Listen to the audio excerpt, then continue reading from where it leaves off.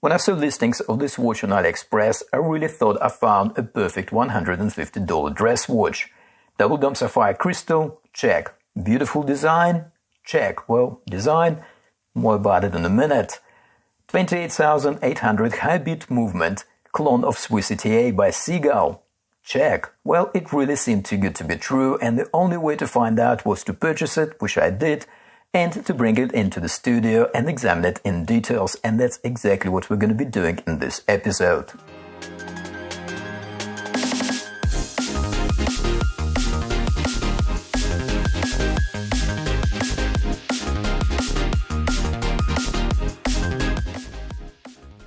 Hi and welcome to the channel. I usually do the Timegrapher test in the follow-up reviews. However, not this time. Today we will be putting this watch on a Timegrapher, doing a Sapphire Crystal check on camera and measuring each dimension because I've learned my lesson in the past. Some product listings can be, should we say, slightly misleading, so we will be taking no chances today. If you ever search for a dressed watch on AliExpress, you most likely came across LOBINNI Interlaken watches listings. The information about the brand is a bit sketchy. Most that I could find were a few paragraphs on AliExpress and on LOBINNI official website. That they were established in Interlaken, I hope I pronounce it correctly, a small town in Switzerland in 1963, and in 2011 they entered the Chinese market. Okay, it is not as far-fetched as Rift Tiger story. If you missed that one, check my Rift Tiger video, I will leave the link in the description.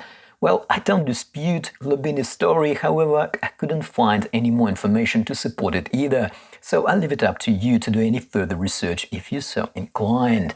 LOBINNI watches usually are not the cheapest, but on the product pictures do come across as good quality timepieces and present a good value-quality ratio, so to speak.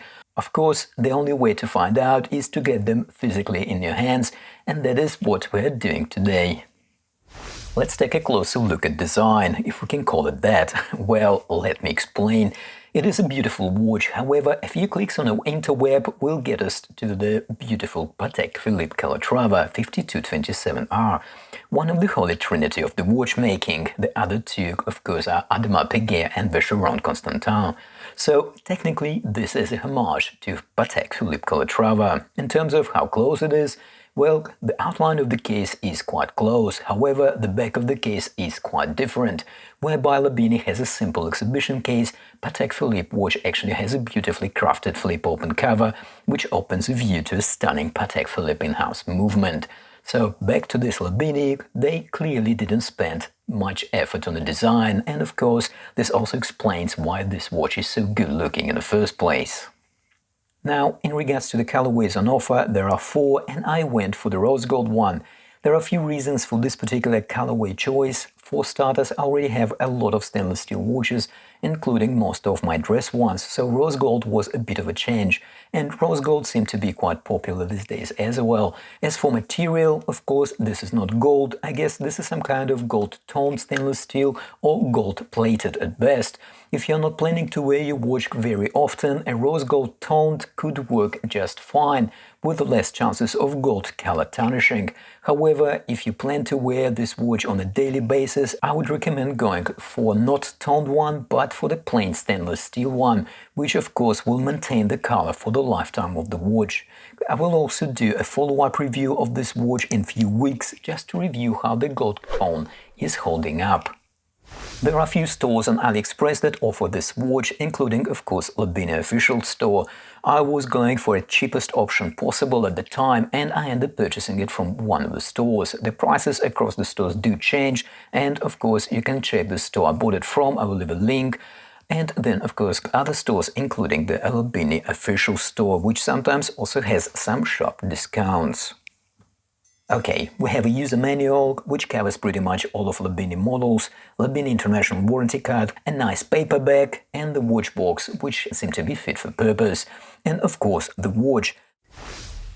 Dimensions. Okay, this is actually interesting. I have to say the actual dimensions, apart from one, are different from the dimensions stated on the product listings. Not majorly, but ever so slightly. So here we go. The case width is just under 39mm, which is close to what's stated in the listings. However, the case height is just a notch over 11mm, which is still actually slim. However, it is not 8.8mm as specification actually indicates. Also, lug width is 19mm and not 21mm as the specs suggests. Lug tip to lug tip is about 46.5mm, and because the watch is on a leather strap, the actual lug to lug length is ever so slightly smaller, measuring at about 45.5mm, which of course makes this watch very wearable on most wrist sizes, from 6-inch and up. The supplied leather strap at full length should cover just about 8.25-inch wrists. Of course, it is easy to find a longer one if you so require, and the watch weighs 62 grams, nice and light on the wrist. Dial. Well, it is well done and understated, and that is probably the best description. Okay, we have a very nice dolphin minute in our hands, a very elegant needle-thin second hand. The hour indices are applied, and it looks like the minute indices in the shape of tiny dots are either also applied or at least 3D painted, because they have some dimension to them, and it looks quite pleasing in my opinion, and combined with a cream background makes the dial really legible. We have a framed date window. The wording on the dial is done quite nicely in my opinion, and I like the font Lobinni used, and the overall wording is not overwhelming.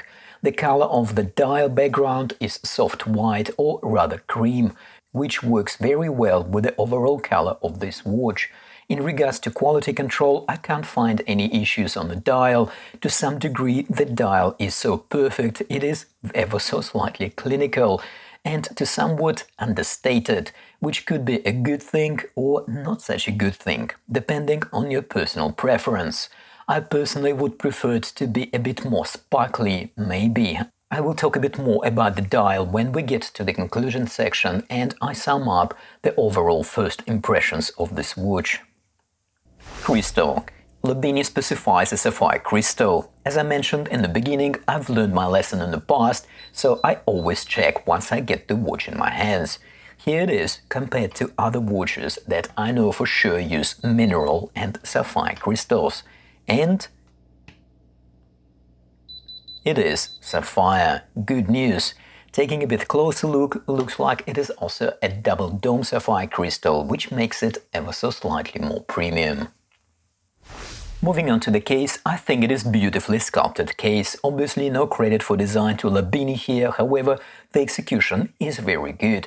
It is quite understated at the first glance, however there is a lot going on here. All surfaces are mirror polished, including the fixed bezel. The sides of the case are nicely curved and mirror polished, including the key feature of the case, those beautifully contoured sides of the lugs.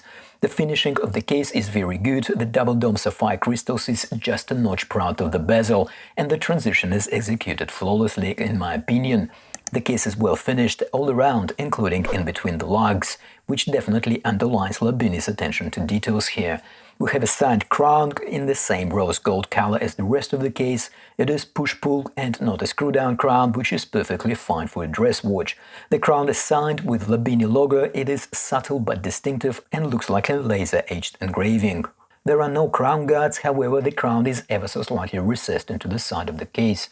Moving on to the back of the case, and we are presented with another highlight of this watch, the exhibition case back, which opens the view onto the nicely decorated Sea-Gull ST2130 movement, which we will take a closer look in a moment.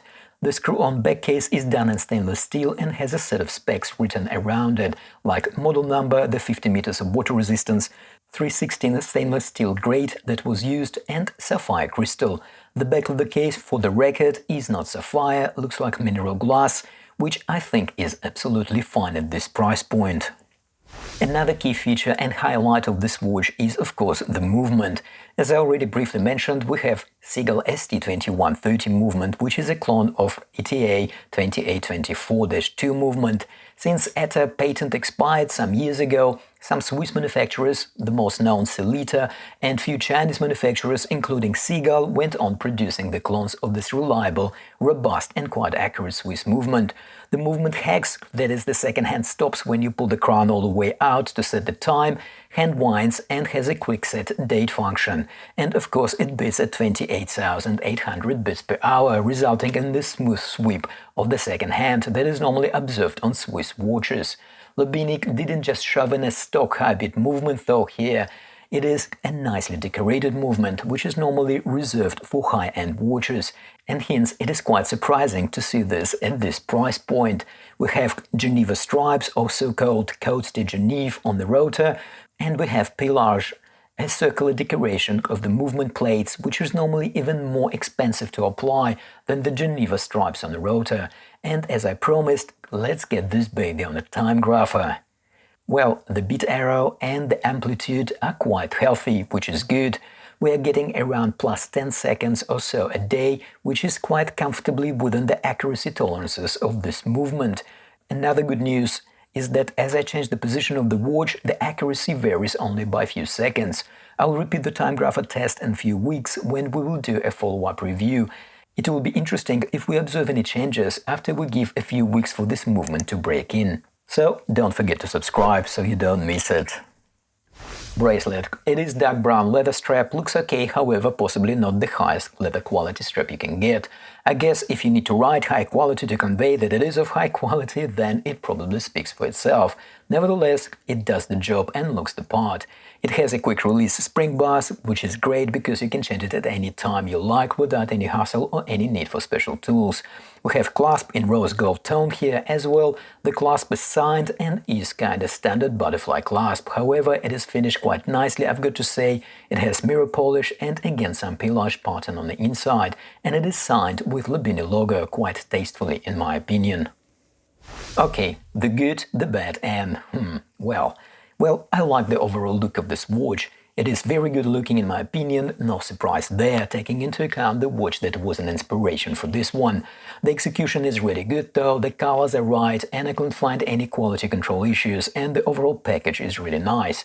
I'm not going to put the leather strap on the list of complaints because at this price point I think it is perfectly adequate, and at the end of the day it is quite easy to replace anyway. The only complaint I have is the dial. It is perfectly done, everything aligns and there is no quality control issues, however I think it is a bit too understated and the dial lacks a bit of depth, and personally I would like to see a bit more sparkle on the faces of the indices and hands. Or what do you think? Maybe a perfect subtleness of this dial is exactly what is expected of a good dress watch? Please let us know in the comments. And if you found this review helpful, smash that like button and of course subscribe if you haven't already done so. And as always, thanks for watching and I'll see you in the next one.